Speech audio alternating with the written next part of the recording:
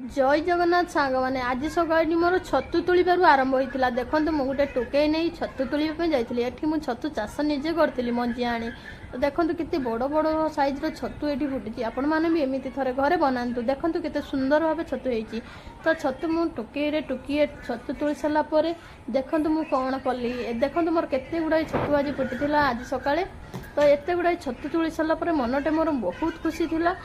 जहाँ को देखी माने एत खुशी फाटी पड़ती देखो से चारिटा बड़ बड़ छतु को मुझे बाछिक रखी गुटिका भजा करी बोली मो माँ एत गुड़ाक छतु देखी सी कौन कले ना कि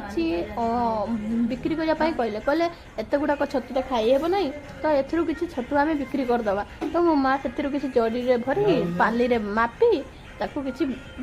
बिक्री करने गले